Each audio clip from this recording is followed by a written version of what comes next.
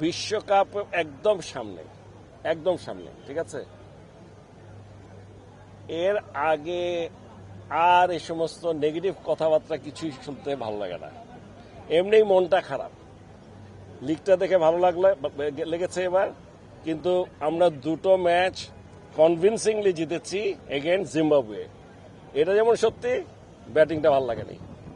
Batting দেখে খুবই ভয় লাগছে। সো এটা তো মানে এইগুলো হলো এখনকার আলোচনার বিষয়।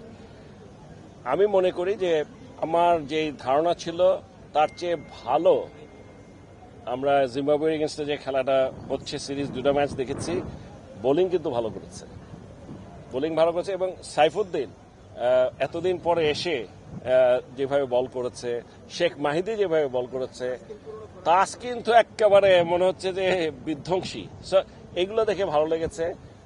আমাদের মুস্তাফিজ আইপিএলে খুব ভালো খেলে এসছে। হ্যাঁ, হৃদয় না বললেই আবার খারাপ হয়ে যাবে। হ্যাঁ, না মানে ওর এখন অনেক শিকার আছে। ঠিক আছে, ব্যাটিং নিয়ে বলছিলেন, ওপেনিং এ লিটন দাস এখনো অফ ফর্মে, মানে তার ব্যাটিংটা নিয়ে কি দুশ্চিন্তা হচ্ছে কিনা?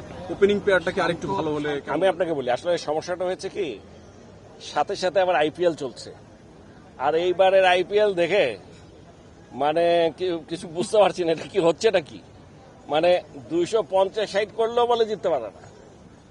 আর আমরা কি করছি, আমরা 240-45 করতেই হিমশিম খাচ্ছি মনে হয়। আসলে হিমশিম খাইনি, বাট মনে হয় কেমন জানি একটা, মানে ওরা যেভাবে খেলছে এই খেলার সাথে একটা বিরাট গ্যাপ, এবং এই গ্যাপটা কিন্তু গতবারও মনে হয়নি, এক বছর আগেও এরকম মনে হয়নি, এবার যতটা গ্যাপ মনে হচ্ছে।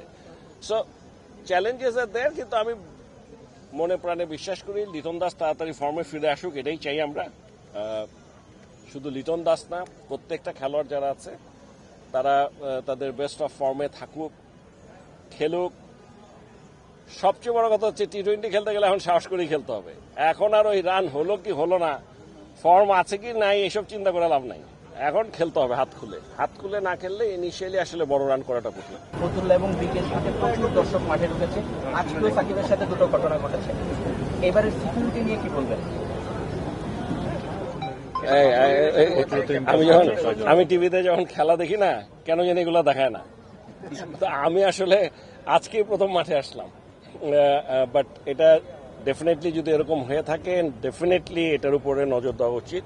এবং আমার যেহেতু জানলাম, আমি আবার স্পেসিফিক্যালি বলে যাব সবাইকে, একটু পরে বসবো ওদের সাথে, যাতে করে সিকিউরিটি একটা ইম্পর্টেন্ট ইস্যু, এবং আমাদেরকে এ ব্যাপারে আরও সচেষ্ট হওয়া উচিত।